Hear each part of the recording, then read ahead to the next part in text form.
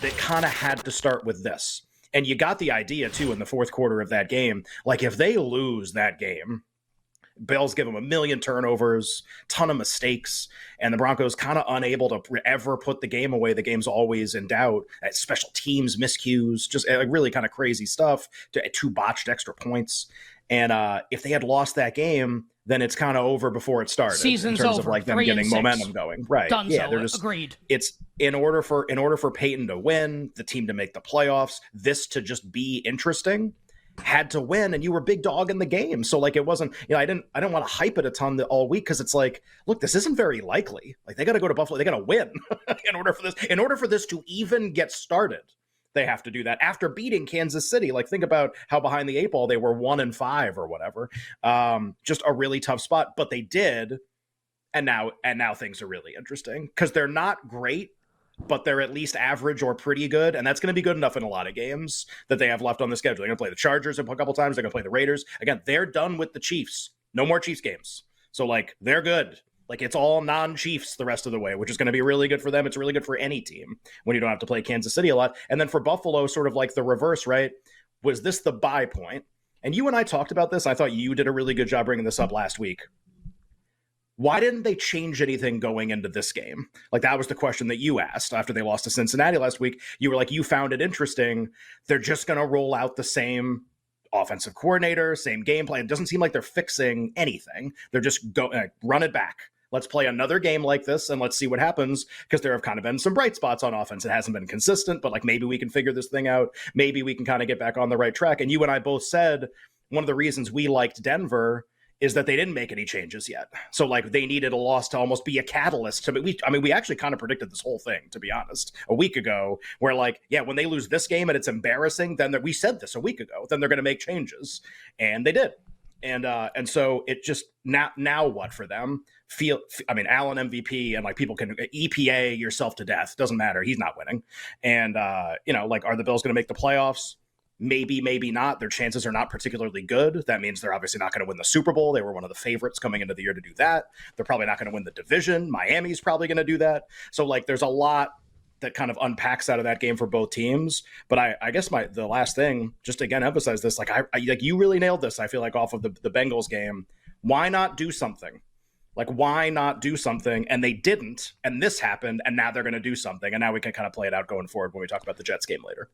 And there are markets right now, right? The Bills to miss the playoffs is minus 220. Like they're a huge fave to miss the playoffs right now. They're way behind the eight ball schedule wise. They're way behind the eight ball schedule wise. And I'll tell you, like, if they get in with this schedule, and we can have this conversation if and when that happens, like they'll obviously be really dangerous if and when that happens. Oh, but of course. It's not likely to happen because the schedule's so absolutely outrageous. Like I get it.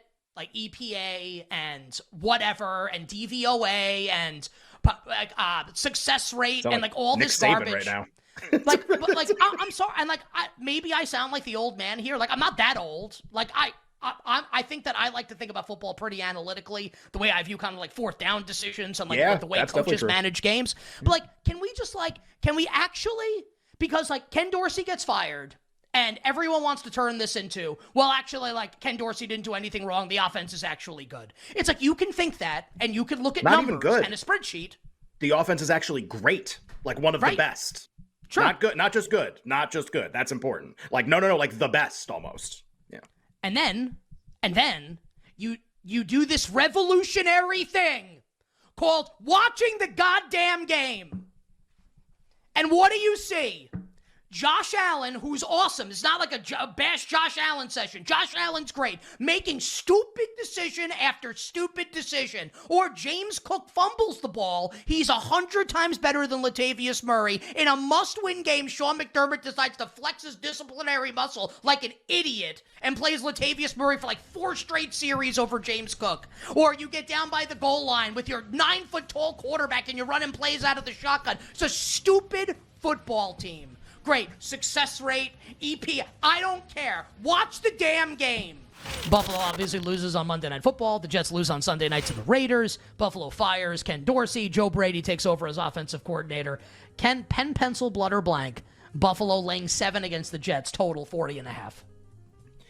Well, I'll put it this way. if the number is going to be 7 or more, and we can talk about what direction we think it's going to go in, a very, very, very juiced 7.5 appeared at a market-making sports book. Just like, you have to pay a ton for the 7.5 for the Jets, but like just to give you an idea of how the market's shaped, open 6.5, 7s everywhere. If this is the market we're going to talk about, it's never the Bills for me.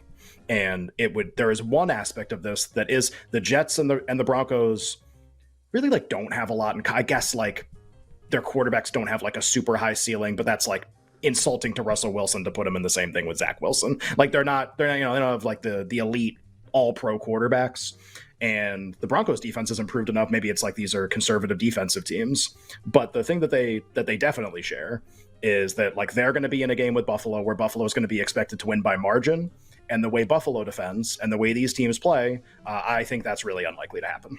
So it's not like, oh man, I love the Jets. Obviously, like whether Ken Dorsey, whether this is a scapegoat thing and it's going to look exactly the same, we don't know. But it opens the door for it to at least look different and be a little different. And maybe that just leads to the exact same thing again. Leads to turnovers, leads to like overall effective offense, but you don't score a lot of points. Maybe that's what it is. But these are always a little uncertain, these games where there's the potential for like a hard pivot from one of the teams, and it would be Buffalo. But if it's like, and I say this all the time, like if a team's really, really deficient on one side of the ball, they're horrible defense or broken offense or both, winning by margin in the NFL is going to be really, really difficult because it's got to be complementary. You got to be good at both. Like that's how you put away teams and win by large margins on average, and then win the Super Bowl or go to the playoffs. And the Bills haven't been able to do that. And whether it's the defense in a bunch of these games with the injuries or the offense with the turnovers, which was really like the story of last night, that they haven't been able to do that. And if they can't play complementary football, you can't win by margin. And especially not against a team like this that has this kind of defense. So I don't know if I'm going to bet the Jets. I think it's 7.5. I would just be compelled to hit the button. But I can just tell you, like, I don't want this team to win by, like, I don't want to make that bet that they have to win a game by margin until I see way more of how this is going to play out. I would never trust it. And it's like the conversation that we had last week. At some point, like Buffalo at home against teams rated similarly to the Jets, and we had the same conversation last week about the Broncos. Like, at what point do we say Buffalo should not be rated like this anymore? And I'm not suggesting they should be like a 2-point favorite in the game or anything like that. I'm not even suggesting that the point spread of the game is off. Just that, like, I would never bet them here.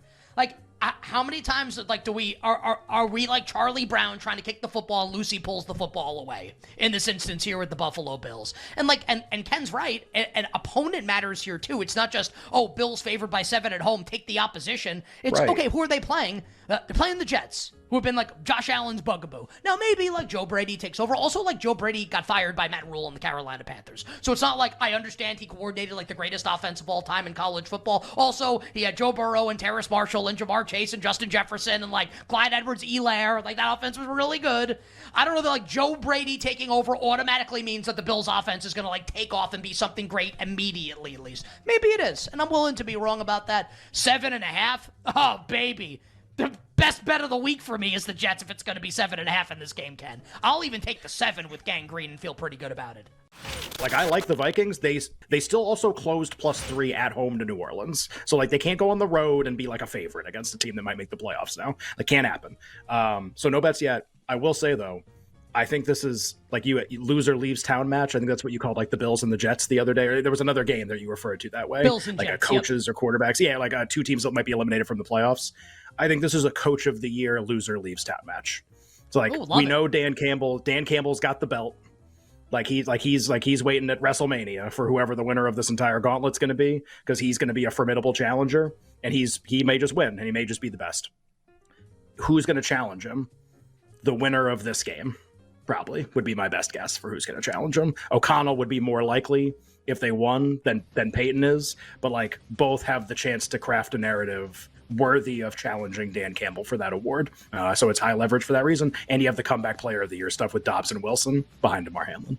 What I think is unfortunate for O'Connell and Peyton is that, like they could make it to WrestleMania. Unfortunately, it's like a WrestleMania 2. They're King Kong Bundy and Dan Campbell's Hulk Hogan. And you know how that one ends. Let's talk about the MVP race. Obviously, just going into week 11, it feels, I guess wide open might not be the right word because there aren't that many guys I think that can win. But in terms of just like who's even the favorite, we have a betting favorite. Like it's Patrick Mahomes. It's kind of the best player in the world. It's the guy who won last year. That kind of makes sense. He and Jalen Hurts will play a week from yesterday, obviously in a Super Bowl rematch. Maybe the answer to this question is just whoever wins that game. Like that's the guy, Jalen Hurts or Patrick Mahomes. That's who wins MVP. But Lamar got a lot of buzz at the midseason, kind of a poll, a lot of the content that was written. He's ahead. Burrow has faded a little bit. They lost. Allen loses. Jerry Jones on radio today saying Dak Prescott's an MVP candidate. So there's like maybe a couple other guys that can come into this. Is it as simple as Mahomes versus Hurts Monday, winner, inside track MVP, or do you think this could get crazy? I actually think that both of those guys are certainly in that conversation. Ken, for me, I've been on the Lamar bandwagon since before the season started. He was my MVP vote before the season started on Total Access. I still think he's the guy that is the leader in the clubhouse. I look at the success that team has had in the toughest division, I would argue, in the NFL. I still think by the end of the season, we're still talking about, the Baltimore Ravens in potentially an AFC championship game. And then that conversation becomes, who do you trust more in a big spot? Is it Mahomes or is it Lamar? Right now, I tell you, obviously, I trust Patrick Mahomes more than I do Lamar, but MVP is a regular season award. They continue to roll out. I saw a crazy stat. I actually tweeted it Sunday night. I was going through some of our research packets in postgame. It's less than 29 minutes of game time. The Baltimore Ravens have trailed this season. And the fact that they have 2 losses, like the stat is something to the effect of the top 5 teams that have been in that range of trailing so little had been 10-0. And obviously Baltimore is not, but I think it speaks to this inability at times for Baltimore to close out games. The Steelers game certainly comes to mind. They outplayed Pittsburgh in that particular one. I think about that Colts matchup that they had earlier in the season. I do think if Todd Monken was in that position again, like that was late, and my memory sometimes is a little foggy here. I think the situation was, it's like a 2nd and 3 and a 3rd and 3, and they ran like 3 straight pass plays, which I found surprising because they were looking at it as 4-down territory. And instead of running the football with Lamar Jackson at one point, it was 3 consecutive pass plays. I think Monken calls that a little bit differently. And then obviously what you saw against the Browns over the weekend, they had outplayed Cleveland for a good stretch of that game. To me, and this is a long-winded answer to your question, I still net out at Lamar Jackson being this year's MVP. Still a lot of football to be played here, but I don't think he's done anything to play himself out of that position right now.